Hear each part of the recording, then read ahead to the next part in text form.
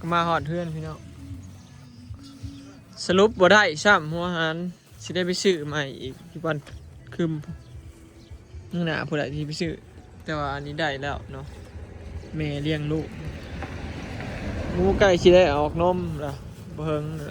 แต่บ่อยากได้อีกสอบหนึ่งเสียมันกินหลายๆนะมันนอนเห็นลูกกินนมตลอดแล้วมันจ่อยเลยสิเร่งคุ้นมันได้หลายแต่ได้ขึ้นไปซื้อได้สอบหนึ่ง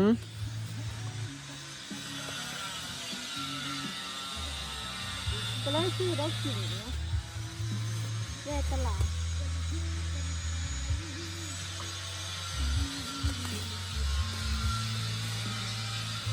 ซื้อแนวกินในตลาดเนาะแวะตลาดซื้อแล้วของกินแหอลิตนั่นแหละกับเขาคนนั้นแหละ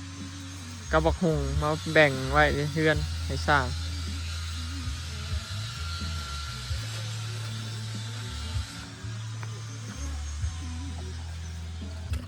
มึงใครสิดุเที่ยวมาเนาะใคร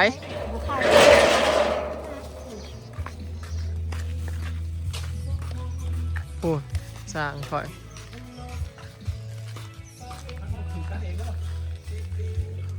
พอดีเลยตลาดที่น้องเขาเลยซื้อมันใจดีเนาะมากินมาไว้ในสร้างมันก็เจ้าเฮ็ดกินเองนะพี่น้องนี่ชิ้นหมูเนี่ยชิ้นหมูกระดูกขานี่เขาจะออกหน้าไปถอดแม่ชิ้นหมูโลนึงกระดูกขาโลนึงแล้วก็มีปลาทูพี่น้องนี่มาคุ้งเนาะกับสดทอยเมื่อไหร่ก็เป็นนัวน้ำตาลเพื่อเขาจะกับไปซื้อเพราะบางมื้อคอยก็ไม่ได้เข่ามานี่แต่บางอ่อยเขามาจริงๆนะก็บ่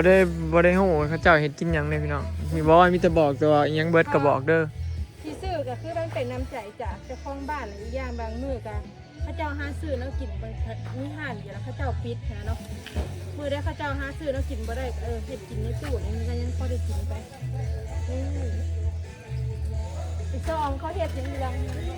มีเพลงฟังอยู่นะปูนสั่งก็บ่ได้ซ้ำปูนน่ะสิใช้มือใดมืออื่นบ่หรือมือนี้มือเนาะมืออื่นหยุดสรุปถือยูน็อตถือยูน็อตถือยาวซ้ำนี่ขอบใจเดี๋ยวแกเอาใครแน่สิกินนะใครแน่สิกินน็อตโอ้ยนึกว่าคือขนมมาให้จะคือขนมเลยทงน็อตอันนี้นะทงน็อตอ๋อมีแต่ทงกับเข่าโอ้ยิงเชล่าใช่แล้วปาดโถด่วนงานด่วนคือด่วนแท้บ่นี้นะ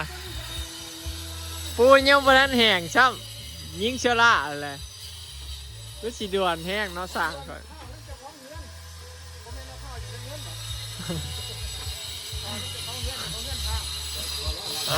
เจ้าของเงินเผาแล้ววะ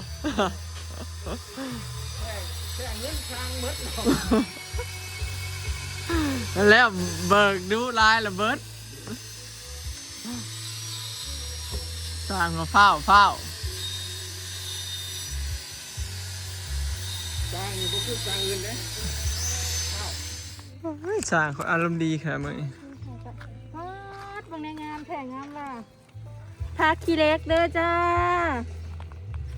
ผักขี้เล็กพี่น้องมาเก็บผักขี้เล็กมาออมจ้าเอาเมื่อออมผักขี้เล็กขาวเก็บไปออมพี่น้องช่วงนี้มันหลายเนาะเขาสิเก็บมาใส่ตู้อยากยำได้ก็สิมาออมมาต้มเป็นก้อนไว้นะพี่น้อง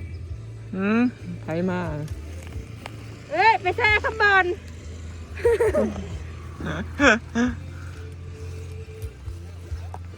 ชิงอยู่บ่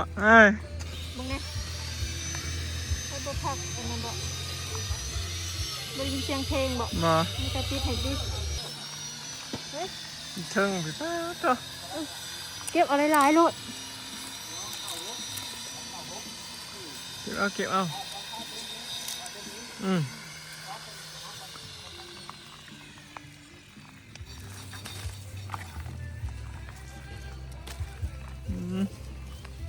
หลายหลายหลาย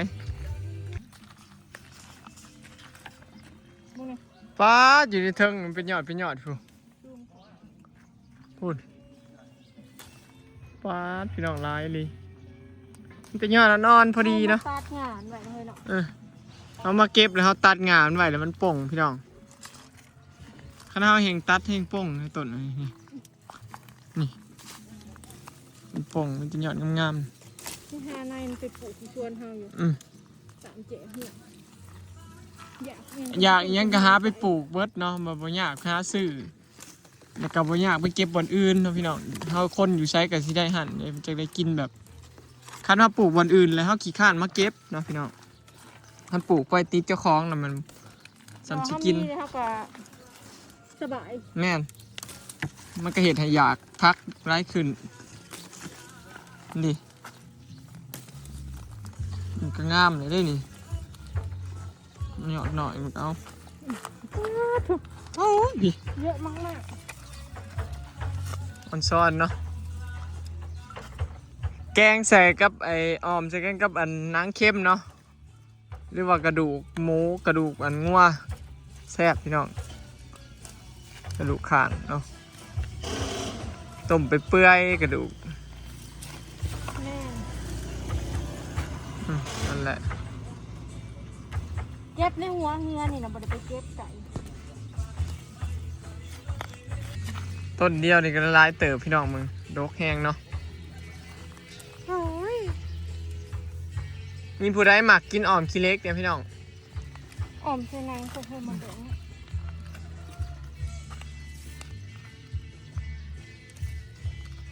โอ้ยเทิงเป็นยอดที่เทิง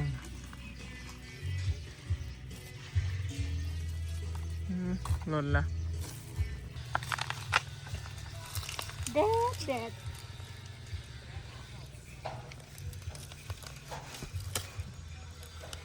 ต้นนี้ก็กำลังป่ง แต่ว่าต้นนี้เป็นสีอันแม่เสียงเลย ชีอิหยังก็ชีโกะชี สีแดง ชีแดงชีอิหยังก็ชีเล็กแดงคือว่าต้นนั้นเนื้อข้าว สีแดงกับสีขาว อืม เอาบ่ได้มีตัดนะเนาะ อืม เอามีตัดมาตัดเอามาทิ้งง่ายกว่า อันนี้นะเป็นสีแดงต้นนี้นะต้นขาวมีแต่ทั้งนั้นน่ะ ต้นมหันนะสีขาว อุ้ย แม่มันก็บ่ได้สูงนะ บ่ แม่เขาก็บ่สูงได้เฮ้ย แม่นมันเป็นรางซ่อน มาข้างที่เสือนะ เอาบัวได้มาทางนี้พี่น้องมาเบิ่งข้างหลังทางนี้ เป็นไดหลังซ่อน งามเนาะขาวตัดเทามาเบิ่งข้างนี้เนี่ยบ่สูงเพราะว่า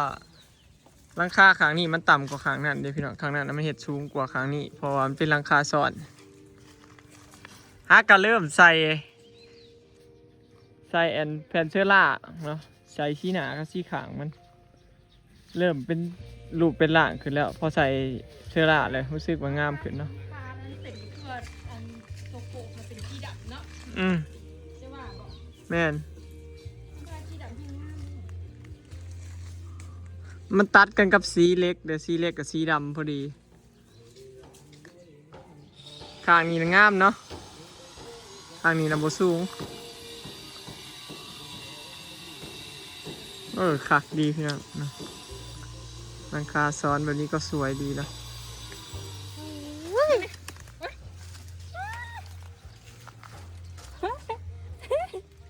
โอ้นอนใหญ่อะดิพี่น้องเอาสิเก็บมาไว้หลายๆเลยไว้ย่ามบ่มีอยากย่ามได้ก็เอามาอ้อมกิน ขี้เล็กแดงพี่น้องโมเมนขี้เล็กขาว ถ้าคนโตคำมันสมได้เนี่ย กินบ่ได้เจ็บท้อง โอ้ ยามฝนจริงๆมันก็เป็นทุกยามแหละพี่น้องแต่ว่ายามฝนกินบ่ได้เนาะเพราะว่ามันฝนตกแล้วมันอยากเจ็บท้อง กินได้แต่ยามนี้ยามฝนบ่ตก จะออนไลน์ เราตัดแต่ละนี่เนาะต้นน่ะก็บ่ให้ตัดอยู่พี่น้องแต่มันกำลังเริ่มโป่งต้นนั้น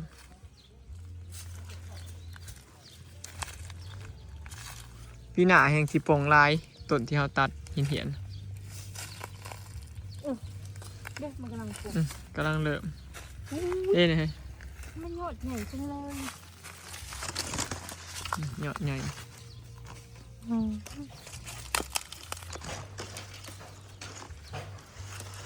ใส่นังเข้มสีละลายเด้อเห็นว้าว ใส่หอยน้ สุดยอดแล้วนะ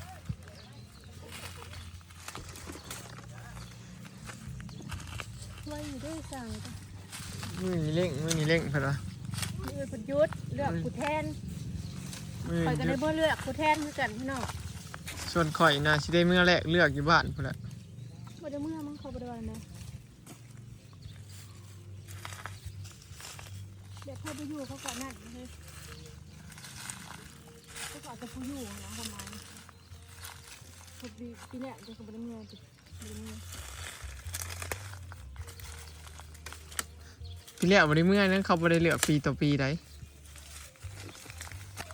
ครับให้ไปใส่นี่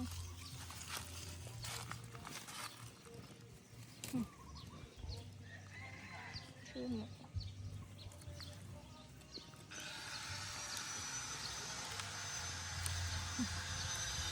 ตัวนี้ฮะกระตัดบางเขาเก็บรอบก่อนเด้อพี่น้องกำลังเริ่มปลูก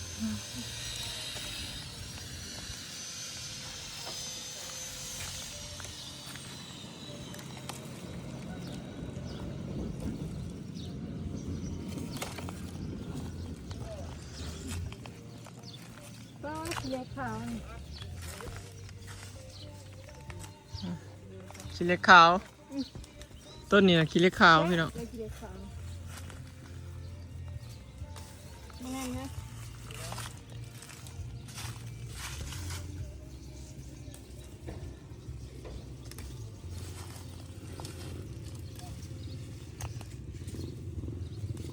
ขี้เหล็กขาวมันสีนุ่มหวานกว่านุ่มกว่าบ่ค่อยคม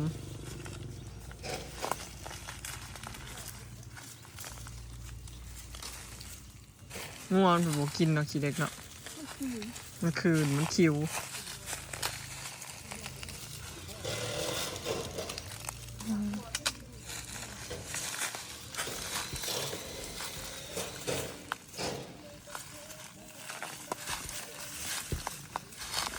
มันก็แม่นพี่น้องมันบ่กินเอามันคือกินวะมันก็ว่ามันกินแต่เก่ามันคือบ่กิน หิวเหอะพออยู่ก็ หิวหอดบ่งัวมันแห้งเลย แต่งัวป่าขั้นอยู่น้องยามดีจะเป็นตัวหัวโปบ่มีนกกิน บ่โปกลิปลาก็บ่เบิ่งข้างเบื้องเนื้อพี่น้องสูงอยู่บ่ข้างนี้บ่สูงเนาะบ่สูงพี่น้องข้างนี้ถ้าถ่ายแต่มุมนั่นนะมันสูงนะเพราะว่าหลังคามันสูงกว่าทางนี้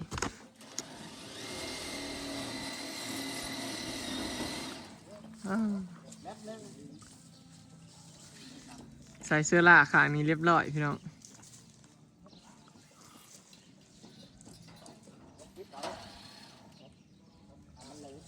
มาใส่เสื้อล่าแล้วเริ่มเป็นงามนะเริ่มงามใส่เสื้อล่าแอมข้างนะมันโบโล่งคำมันโล่งเลยก็ขึ้นได้สวยขึ้นเรื่อยๆแล้วพี่น้อง ได้เต็มก็คู่บางแน่สะอ่อนเนาะมึงในต้นข้างบ้านก็เต็ม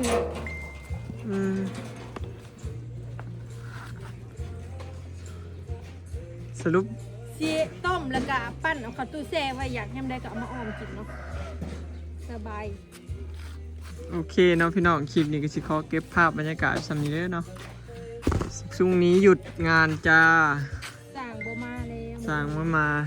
เลือกผู้แทน เรียกผู้แทน เลยได้หยุดเนาะพระเจ้าก็เฮ็ดละเรียกเฮ็ดราชการให้จะหยุดเบิดประเทศเลยเอาเป็นมือเลือกตั้งผู้แทนเนาะ เลือกเบิดทุกบ้านไปแล้วพี่น้องสบายดี สบายดี เพิ่นเก็บกวาดให้พร้อมเด้ในเฮือนนะช้างเพิ่นเก็บให้เหลือแต่ปัดเฮือนให้